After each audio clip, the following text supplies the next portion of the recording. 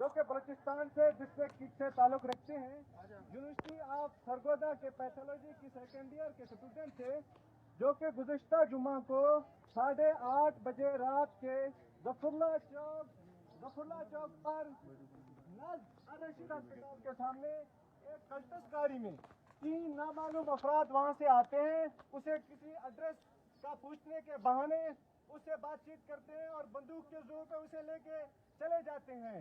उसके बाद हम एक कानून के तहत कानून के दायरे में रहते हुए हम थानों में जाते हैं, जहां से हमें वहां पर एक तशद्दुद किस्म से बातें हमारे पास हमसे की जाती हैं, हमारे साथ जबर किया जाता है, हमारे साथ जुल्म और हमारे साथ तंज किया जाता है। जब हम वहाँ थाने में पहुँचते हैं तो हमारी एफआईआर नहीं काटी जाती। बड़ी मुश्किल के बाद हम अपनी एफआईआर काटते हैं।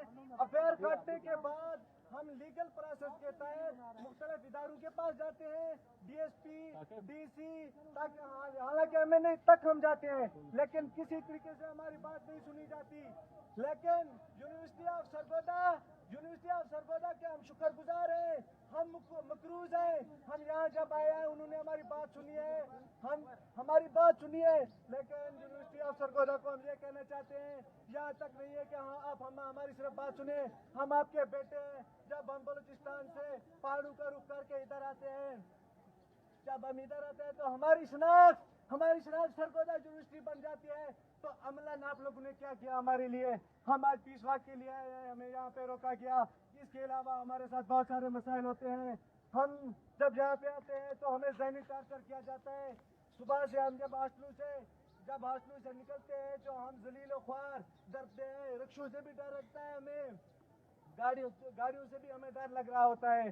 तो आप कहते हैं कि आप हमारे तालिब इल्म हैं, हम आपको हकूक दे रहे हैं। हमें किस बात के हकूक आप दे रहे हैं? हम डर और खौफ के मारे हुए लोग हैं। हम सुबह से आए हैं, हमें यहाँ पे जलील किया जा रहा है। इसके बाद मैं आपको ये बताता चलूँ कि हमने बहुत सारी कोशिश की है, लेकिन सरगोदा यूनिवर्सिटी ने हमारा बातों के हद तक साथ दिया, लेकिन अमलन हमारा कोई साथ नहीं दिया। हम सरगोदा यूनिवर्सिटी से, हम डीएसए साहब से, हम वाइस चांसलर साहब से हम रिक्वेस्ट करते हैं, सर हम आपके बच्चे हैं, हम सर इस मुल्क के नेशनलिटी हैं, हम कोई दूर के नहीं है कि हम अपने हकूक नहीं ले सकते। लिहाजा हम आपसे रिक्वेस्ट करने के लिए यहाँ पे आए हैं, आप मेहरबानी करके हमारे बच्चे खुदादाद सिराज को, हमारे तालिब इल्म को, हमारे दोस्त को आप रिहा करें। अगले सोमवार तक हम आपसे यह डिमांड करते हैं कि अगले सोमवार तक खुदादाद सिराज को मंजर आम पे लाया जाए। अगर मंजर आम पे नहीं लाया गया तो बलूचिस्तान से उसकी फैमिली यहाँ पे सरगोदा यूनिवर्सिटी में पहुँचेगी। तो हम एक बलोची रिवायत के तहत मजबूरन प्रोटेस्ट में एक भूख हड़ताल की सूरत में हम उसका जरूर साथ देंगे।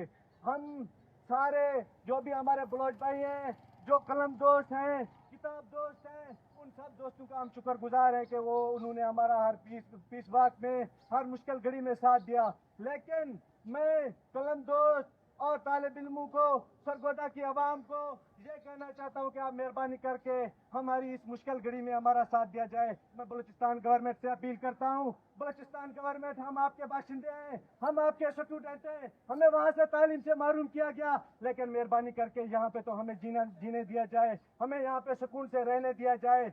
मैं महकमा में बाला से भी ये दरख्वास्त करता हूँ, हमारे वसाइल छीन कर हमारे लिए वसाइल ना पैदा किए जाएं।